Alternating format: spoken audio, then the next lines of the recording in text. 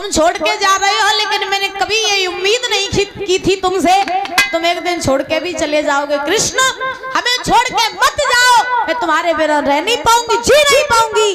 अरे एक बार उस मैया की तरफ तो देख लेते, जिस मैया की गोद में तुम खेले बड़े हुए, उस मैया की तरफ देख लेते, उस माँ के ऊपर भी तुम्हें तरस नहीं आया। ना जाओ छोड़ के।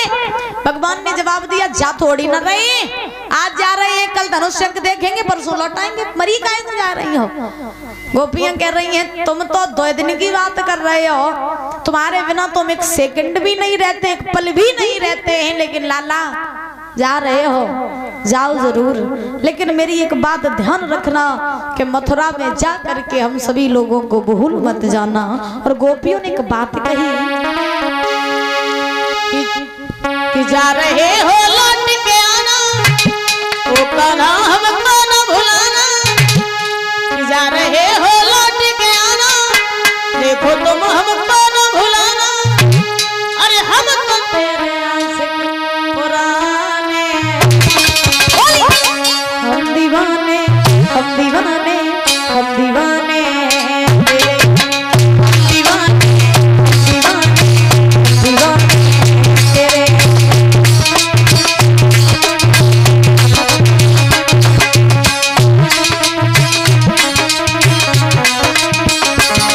गोपी बोली, जा रहे हो, लेकिन मथुरा में जा करके भूल मत जाना कन्हैया।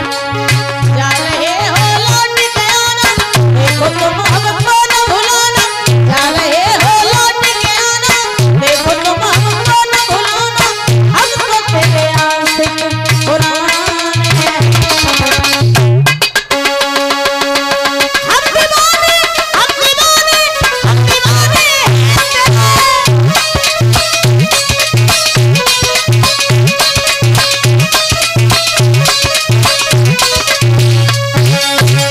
आज महाराज गोपियों ने जवाब दिया, भूल मत जाना। वहां जा करके भगवान ने जवाब दिया, ठीक है मैं जल्द ही वापस आऊंगा। उसी समय आज भगवान चले। ध्यान रखना, गोपियां भगवान से क्या करती थी? प्रेम। और ध्यान रखना, जब प्रेम होता है तो प्रेम में शरीर 2 हो जाते हैं और आत्मा 1 हो जाती है, उसको कहते हैं प्रेम। और जब किसी को किसी से प्रेम होता है ना, सच्चा वाला, आज की दुनिया में तो कोई सच्चा जानता ही नहीं कैसे होता। सही बता रहे। आज की दुनिया में महाराज प्रेम स्वार्थ से शुरू होता है, स्वार्थ से ही खत्म होता है। आज की दुनिया में प्रेम जरूर लोग करते हैं, लेकिन प्रेम नहीं करते। आज की दुनिया में लोग प्यार करते हैं। हाँ, किसी से पूछो क्या करते, बोले प्यार करते हैं। कभी जानते भी हो कि प्रेम में और प्यार में कितना अंतर होता है? जानते हो? ध्यान रखना, प्रेम उससे करो जिससे कुछ चाहने की चाह ना हो। ध्यान से सुन लेना, प्रेम उससे करो परीक्षण महाराज जिससे कुछ भी चाहने की चाह ना हो। जिससे आप प्रेम करते हो तो महाराज प्रेम की परिभाषा ये होती है कि जिससे आप प्रेम करो, वो बेशक आपको प्रेम न करता हो, लेकिन कम से कम आपकी आंखों के सामने सुखी तो रहे, खुश तो रहे। और ध्यान रखना, अगर वो आपके आंखों के सामने सुखी है या खुश है तो समझ लेना मेरा प्रेम अमर है। और अगर तुमने कहा उसे करो प्यार, तो प्यार कब तक होते? जब तक जेब में पैसा और भुजाओं में ताकत। और आजकल यही हो रहा है, बात गांठ बांध लेना। आज की दुनिया में यही हो रहा है कि जब तक जेब में पैसा है तब तक रोज जाओ शॉपिंग पे, और रोज महाराज मार्केट जा के शॉपिंग कर करके आओ। तो महाराज सब कोई बड़े प्यारे रात, और जो पैसा खत्म, जो शॉपिंग बंद, सोई महाराज अब तुम हटो साइड, दूसरो तैयार। हाँ, दूसरों तैयार खड़ो। तो आज की दुनिया केवल और केवल मतलब पर टिकी है। आज की दुनिया जानते ही नहीं है कि प्रेम और प्यार में अंतर क्या होता है। ध्यान रखना, प्रेम उसे कहते हैं जिसमें शरीर 2 हो और आत्मा 1 हो जाए, उसे कहते हैं प्रेम। और जहाँ प्रेम होता है वहाँ धैर्य होता है, और जहाँ प्रेम होता है वहाँ इंतजार होता है। कुछ कहो जाओ दीदी। हाँ। एक और परिभाषा है। कौन सी? प्यार बार हो जात और प्रेम से ताप हो जात।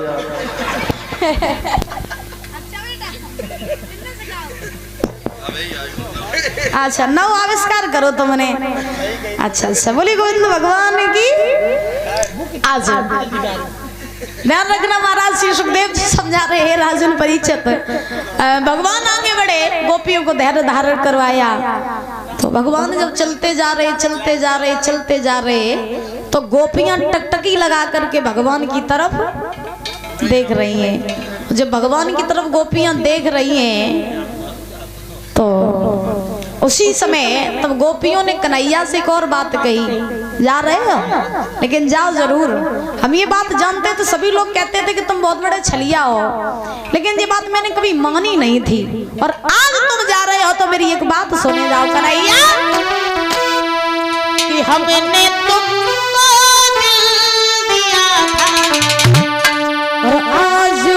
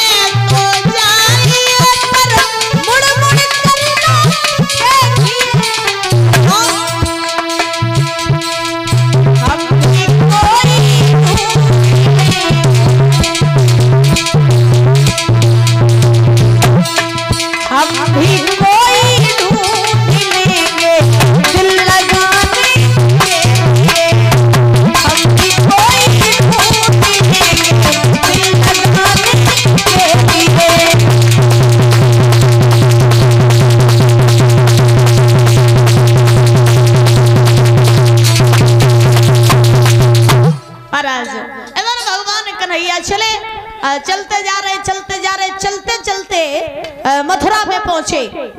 जब भगवान मथुरा में पहुंचे तो मथुरा में जाकर के रात्रि व्यतीत की है मामा कंस के फूल बाग में। सवेरा हुआ, भगवान ने ग्वाल वालों को साथ लिया, मथुरा नगरी घूमने के लिए चले। तो जब मथुरा नगरी घूमने के लिए चले हैं तो उसी समय मथुरा वासियों को पता चला कि वृंदावन से कृष्ण आ रहे हैं। तो मथुरा की सारी लड़कियां सारी गोपियां कन्हैया के दर्शन कर रही हैं और एक दूसरे से कहती जा रही, बेना जी बेई वीरवान हैं जिन्होंने पूतना राक्षसी को मारा, जिन्होंने गोवर्धन पर्वत को उठाया, कंस ने जितने राक्षस भेजे इन्होंने सबको मारा। बहना आज दर्शन कर लो, फिर कभी पता नहीं मिले या न मिले तो आज ही दर्शन कर लो। तो सारी गोपियां भगवान कन्हैया के दर्शन कर रही हैं। भगवान आगे बढ़े, चलते जा रहे चलते जा रहे, चलते चलते भगवान कन्हैया को कंस का धोबी मिला। तो ग्वाल वालों ने कहा भैया जा तो रहे हो कंस की नगरी में धनुष यज्ञ देखने, ऐसा करो वहां पर सभी अच्छे अच्छे लोग होंगे, तो जब धोबी से कछु कपड़ा मांग लियो अच्छे अच्छे पहन लियो तब चले। सो भगवान ने जवाब दिया ठीक है। आवाज लगाई प्रभु ने, ए धोबी। धोबी ने जवाब दिया क्या है? तो भगवान बोले भैया हमें वस्त्र चाहिए। धोबी बोले कहां से आए? बोले वृंदावन से। कौन हो? बोले कृष्ण। वस्त्र चाहिए? बोले हाँ। भगवान बोले दे दो ना वस्त्र। तो धोबी बोला तुम बेई कन्हैया जन बन बन में गाय चराई जन लूट लूट के माखन खाओ जन गोपियन के चीर चुराई तुम बेई हो। भगवान ने जवाब दिया लगत तो सोई है। हाँ तो धोबी कहने लगा नहीं नहीं मैं तुम्हें ये वस्त्र नहीं दूंगा। क्यों?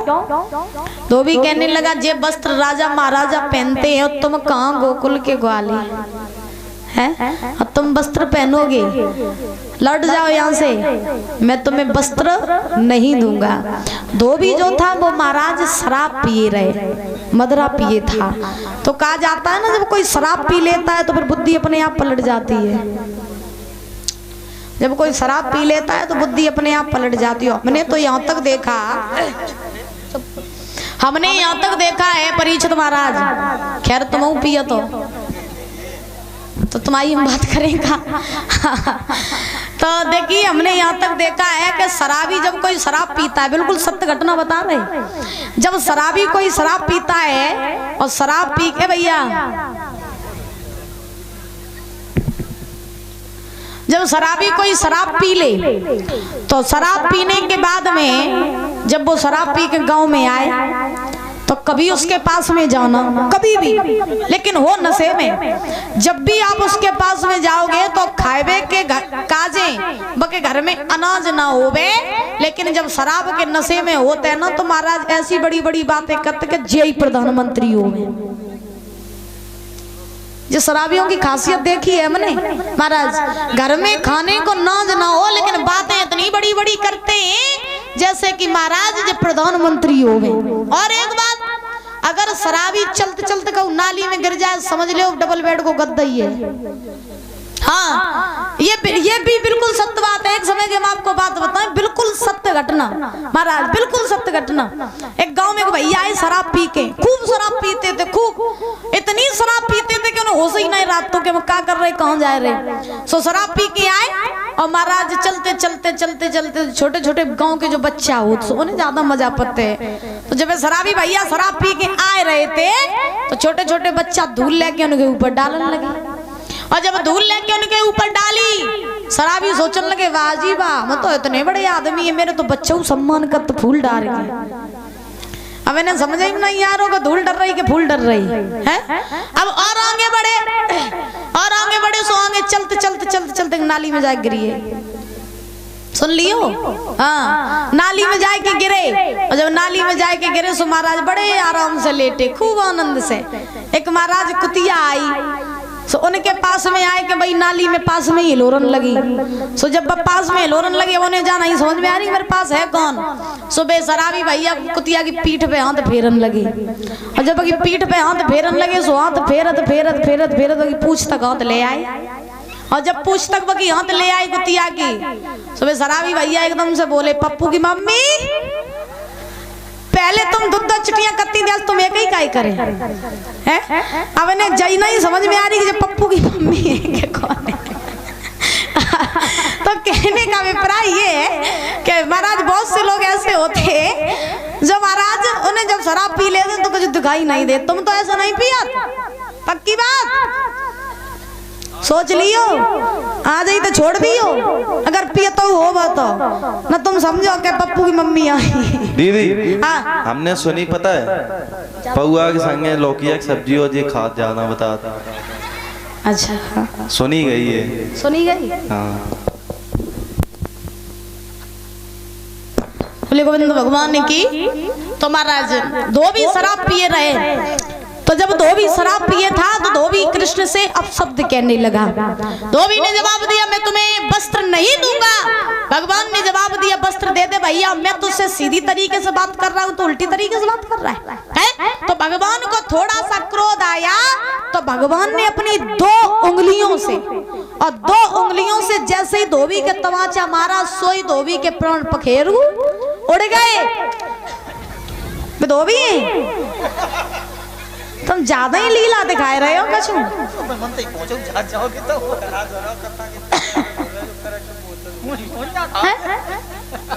क्या बात है।